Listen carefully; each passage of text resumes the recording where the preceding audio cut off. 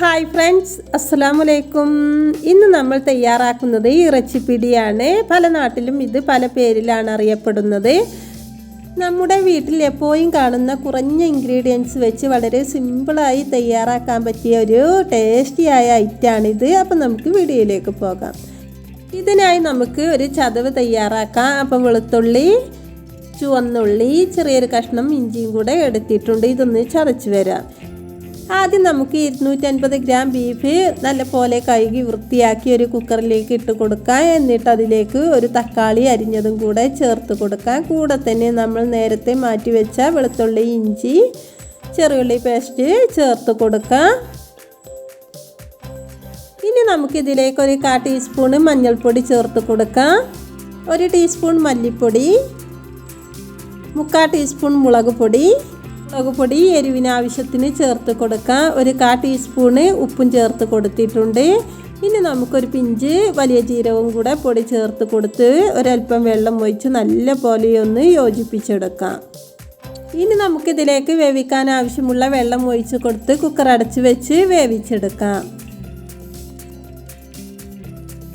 ഇനി നമുക്ക് കുറച്ച് വെള്ളം തിളപ്പിച്ചെടുക്കണം. അപ്പോൾ ഇത് 2 ഗ്ലാസ് വെള്ളമാണ് തിളപ്പിച്ചെടുക്കുന്നത്. അതിലേക്ക് ആവശ്യത്തിനുള്ള ഉപ്പും കൂടെ ചേർത്ത് കൊടുത്തിട്ടുണ്ട്.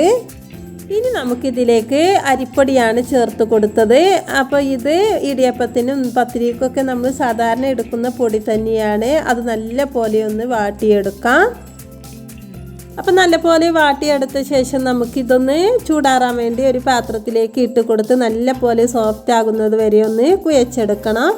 നമ്മുടെ മാവ് നല്ല സോഫ്റ്റ് ആവുന്നത് വരെ കുഴച്ചെടുത്തിട്ടുണ്ട്. ഇനി നമുക്കിത് ചെറിയ ബോൾസ് ആക്കി ഇടുകയാണ് വേണ്ടത്. അപ്പം നമുക്കിത് ഇഷ്ടമുള്ള ഷേപ്പിൽ ചെയ്തെടുക്കാം.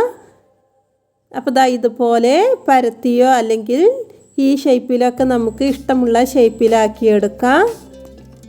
ഇതിങ്ങനെ ചെയ്തെടുക്കുമ്പോൾ നമ്മുടെ കയ്യിൽ പൊടി ഒട്ടാതിരിക്കാൻ വേണ്ടി ഞാൻ കുറച്ച് ഓയിൽ കയ്യിൽ പുരട്ടി കൊടുത്തിട്ടുണ്ട്. ഇല്ലെങ്കിൽ കുറച്ച് വെള്ളം ആക്കി കൊടുത്താലും മതി.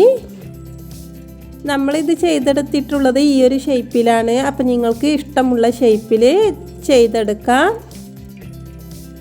അപ്പോൾ ഈ രൂപത്തിൽ ചെയ്യുമ്പോഴാണ് എനിക്ക് കാണാനൊന്നും കൂടി ഭംഗിയായി തോന്നിയത്. അതുകൊണ്ടാണ് ഞാൻ ഈ രൂപത്തിൽ ചെയ്തെടുത്തത്. അപ്പോൾ ദാ ഈ ടൈമിൽ നമ്മളെ ബീഫ് നല്ല പോലെ വെന്ത് വന്നിട്ടുണ്ട്. അപ്പോൾ ദാ നമുക്ക് ഇതുപോലെയാണ് ലഭിച്ചിട്ടുള്ളത്. ഇനി ഇതിലേക്ക് നമ്മൾ തയ്യാറാക്കി വെച്ച പിടി ഇട്ട് കൊടുക്കാം. പിടി ഇട്ട് കൊടുക്കുന്ന ടൈമിൽ ഇതുപോലെ കുറുകിയാണ് നിങ്ങളെ ബീഫ് കിട്ടിയിട്ടുള്ളത് എങ്കിൽ കുറച്ച് ചൂടുവെള്ളം ചേർത്ത് കൊടുത്തതിന് ശേഷം ഇട്ട് കൊടുക്കുക. കാരണം ഞാനിത് കുക്ക് ചെയ്യുന്നതിൻ്റെ ഇടയിൽ കുറച്ച് ചൂടുവെള്ളം ഒഴിച്ച് കൊടുക്കുകയാണ് ചെയ്തത്. ഇനി നമുക്കിത് ലോ ഫ്ലെയിമിലേക്ക് മാറ്റി ഒരു 6 മിനിറ്റ് അടച്ച് വെച്ച് വേവിച്ചെടുക്കണം. അപ്പോൾ കുക്കറിൻ്റെ അടപ്പ് വെച്ച് അടച്ച് കൊടുക്കരുത്. സാധാരണ ഒരു അടപ്പ് വെച്ച് അടച്ച് കൊടുത്ത് ഇടക്കൊന്ന് ഇളക്കി കൊടുക്കുകയാണ് ചെയ്യേണ്ടത്.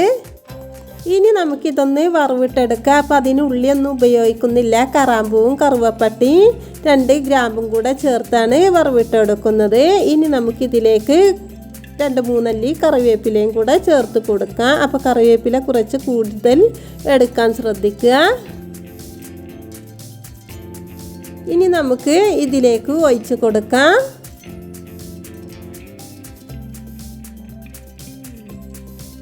എന്നിട്ട് അപ്പോൾ തന്നെ ഒന്ന് മൂടി വെച്ച് കൊടുക്കണം. അതിൻ്റെ സ്മെല്ലൊന്നും പുറത്തേക്ക് പോകാതിരിക്കാൻ വേണ്ടിയിട്ട്. അപ്പോൾ എണ്ണയുടെ ചുവ ഇഷ്ടമില്ലാത്തവർ ഇത് ഓഫാക്കുന്നതിന് മുമ്പ് കുറച്ച് ഗരം മസാലയും മല്ലിച്ചപ്പിൻ്റെ ഇലയും ഇട്ട് കൊടുത്താൽ മതി. അപ്പോൾ നമ്മുടെ ഇറച്ചിപ്പിടി ഇവിടെ റെഡി ആയിട്ടുണ്ട്. ഇനി നമുക്ക് നല്ല പോലെ ഒന്ന് ഇളക്കി കൊടുത്ത് സർവിങ് പ്ലേറ്റിലേക്ക് വിളമ്പാവുന്നതാണ്. അപ്പം നമ്മുടെ ഇറച്ചിപ്പിടി റെഡി ആയിട്ടുണ്ട്.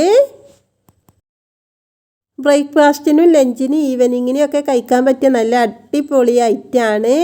അപ്പോൾ ഇന്നത്തെ വീഡിയോ ഇഷ്ടമായ ലൈക്ക് ചെയ്യുക, ഷെയർ ചെയ്യുക, കമൻറ്റ് ചെയ്യുക. ഇതുവരെ സബ്സ്ക്രൈബ് ചെയ്യാതെ കാണുന്ന എല്ലാ കൂട്ടുകാരും ഒന്ന് സബ്സ്ക്രൈബ് ചെയ്ത് സപ്പോർട്ട് ചെയ്യുക. പുതിയൊരു റെസിപ്പിയുമായി വീണ്ടും കാണാം ഇൻഷാ അല്ലാഹ്.